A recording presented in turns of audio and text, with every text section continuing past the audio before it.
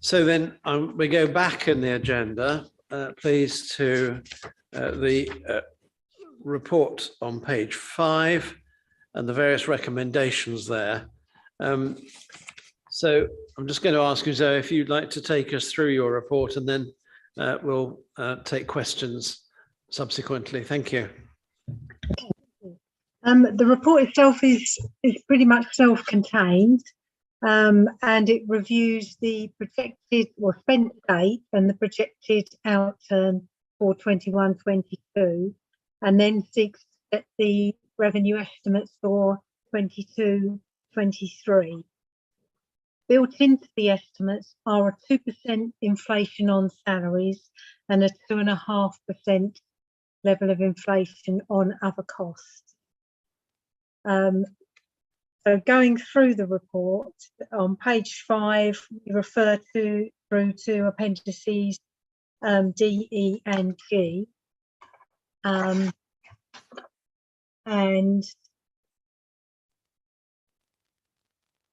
thinking then on to special projects, which I know that you have already discussed in detail as part of the client side report. And then pretty much on to then the estimate. So Appendix A summarises all the information on subsequent appendices. Appendix B provides details of part-time officer salaries and the estimated contribution on top of employers' pension contributions. Then Appendix C breaks down the management and administration expenses charged to the board, and scheduled or Appendix C then details the repayments from or to both Merton and Sutton for the loan that was undertaken for the setting out of the area, I think back in 2013. And then Appendix E provide details of the rental income. Appendix F is the same as was presented in June, as we've got no further information. That will be updated with information at the June report. And then Appendix G provides a breakdown of the depreciation calculation. And then in Appendix 8 is the proposed fee charges from the 1st of April 22. In the report, we propose that income fees are put up by 2.5%. And then Appendix H1 then provides a comparison with surrounding local authorities at both 2001 and the proposed 2002 prices on key items of expenditure. And then the final appendix provides the risk management strategy and also the risks and issues register for the board, shown on pages 28 and 29.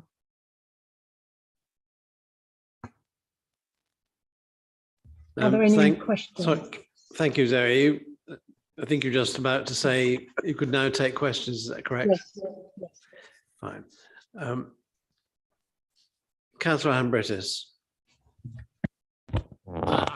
With regard to the inflationary increase, I would assume at 2.5%, given the recent uprise in inflation, Bank of England expecting inflation to continue, interest rates going up. Does the board want to review that or still carry on with just 2.5%?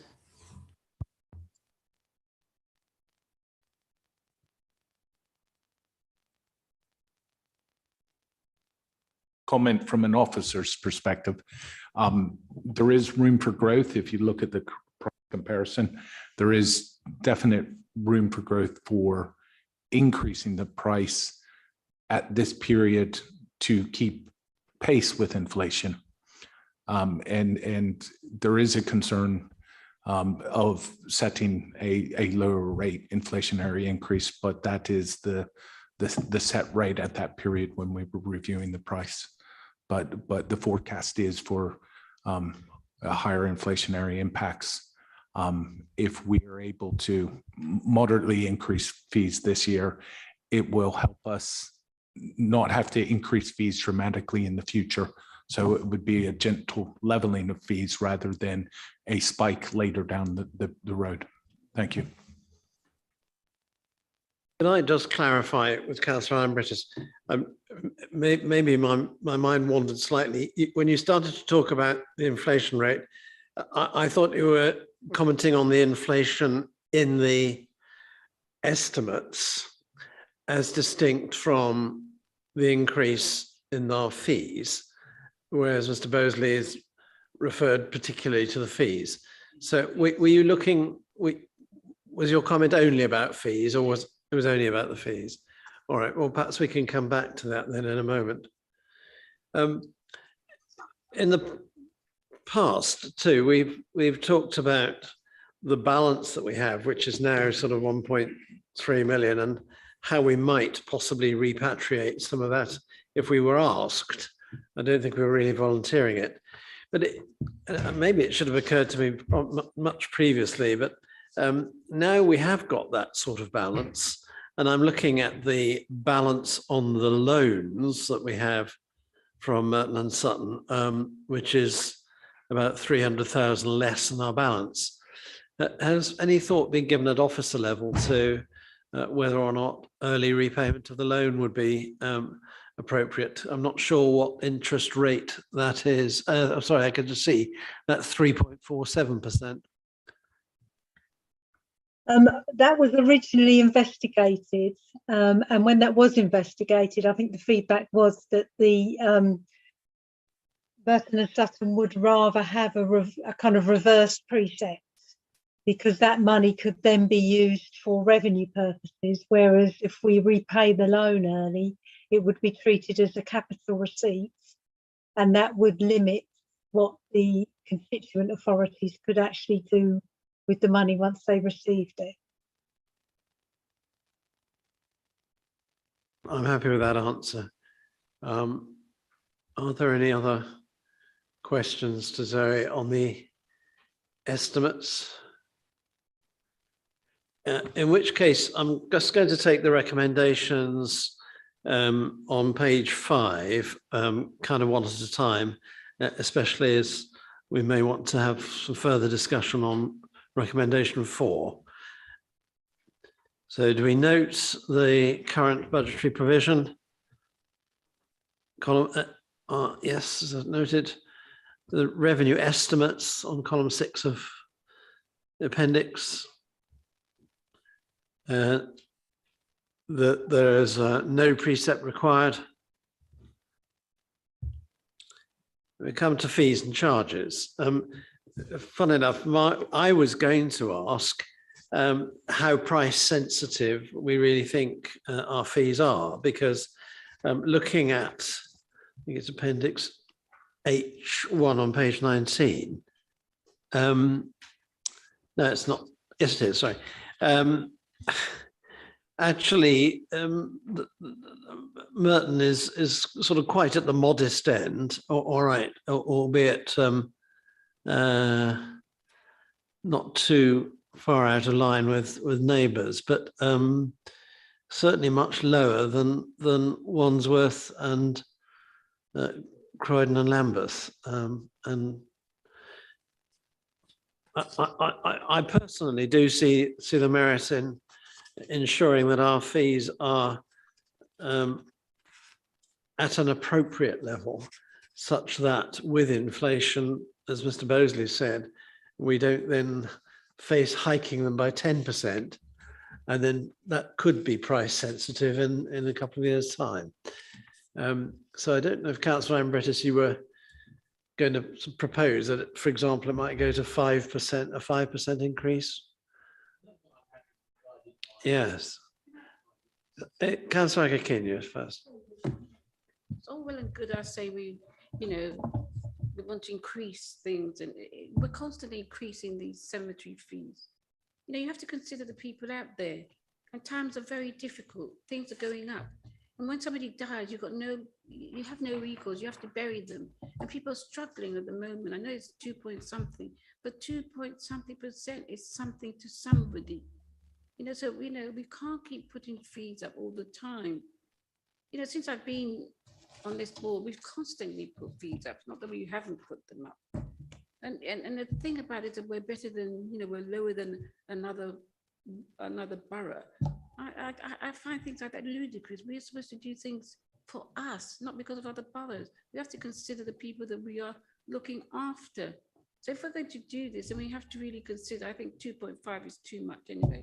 I would have done 1.5. I wouldn't have done any.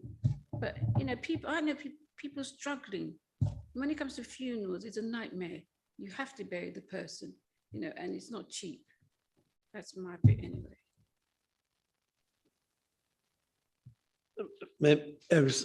Okay. I'm going to look at it another way, okay? Every time we don't put our fees up, we lay ourselves slightly more open to risk. Obviously, I'm very happy with 2.5%, quite honestly, and I'm very, very happy that everywhere except Sutton, it's cheaper to die in Merton, quite honestly. But what risk do we lay ourselves open to by putting our fees up at less than the rate of inflation? Thank you, Chair. In terms of the risk, it is the cost of ID Verde service is it's a basket of indices, and the increase for this annum will increase greater than to the 2.5%. The 2.5% is the applied rate to our revenue. So the budget that we have within the service to manage these services. So the risk is that it will cost us more to undertake the work, and we're not recovering our costs.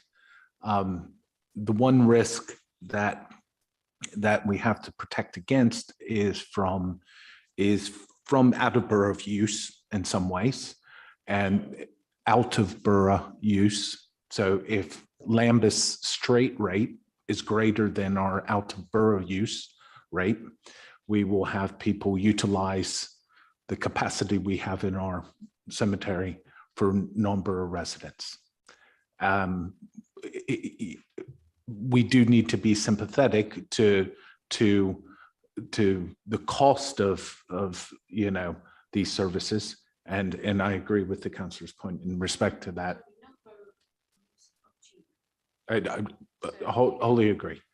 It's ensuring that the price of the service is, I don't want to use the word competitive, but stays buoyant, and to ensure that we're price sensitive enough that it ensures that we have the supply for the future demands of the service, and that may be in 10, 20, or 30 years from now.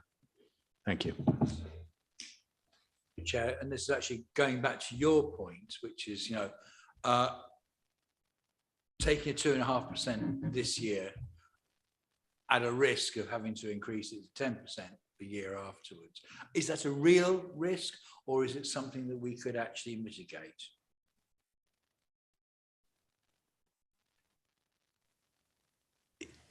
I think it is I mean, looking today at the oil prices increasing, I'm not a financial analyst. I don't purport to be one, but I would say if I could stare into my daughter's crystal ball, it is saying that inflation will increase.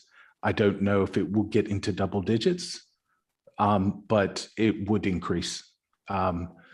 So it's how much we want to catch up next year or the subsequent years if we don't match inflation.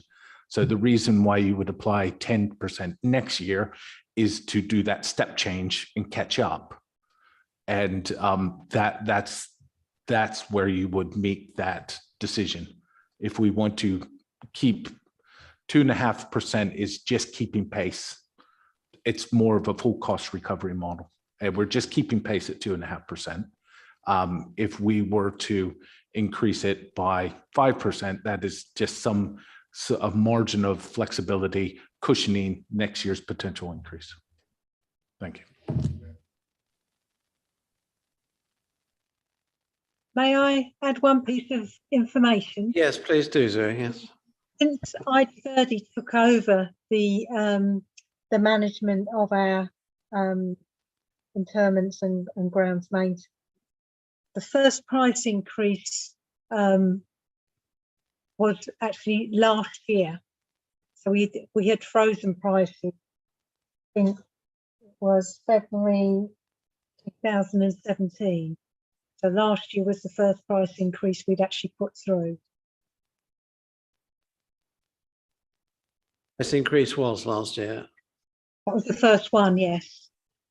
Since ID30 took over the contract. What was it? What was the increase? That's a very good question. I think it was about 1.5%. Hang on, I can tell you in a second. Well, I suppose he might be able to help it. Yes, I think it was 1.5%. That was the first time since I've joined the authority that I've reviewed the price figures. I like to ensure that I build those inflationary annual increases within our service charges, because I'm also cognizant that we're paying a service provider to undertake that service, and those costs also increase. So it's about making sure that we net off those two costs to ensure that our prices aren't depressing below that level. That's why I would regularly come to this, giving at least at a minimum, what is the annual inflationary increase? Thank you. I can confirm it was 1.5% last year. Okay, thank you. That coincides with what Mr. Bosley was saying as well. So I think I should just take this. Sorry, Councillor Cook, is there anything you want to ask at all? No, but I think I would lean towards going for 5% just to ease the whole thing. I appreciate what the councillor said about people having short money, but you have to think about the overall effect on the council and council tax. And if every department did that, you'd soon be skint. So we have to be very careful. I would go for 5 personally. Well, look, the initial recommendation was 2.5. I think I'm kind of with Councillor Cook for 5, but let's see. Is there anybody who's proposing 2.5? And is that seconded? Chair, I think as it stands, I mean, you have to look at I mean, obviously there are things like fuel costs and stuff like that, but there's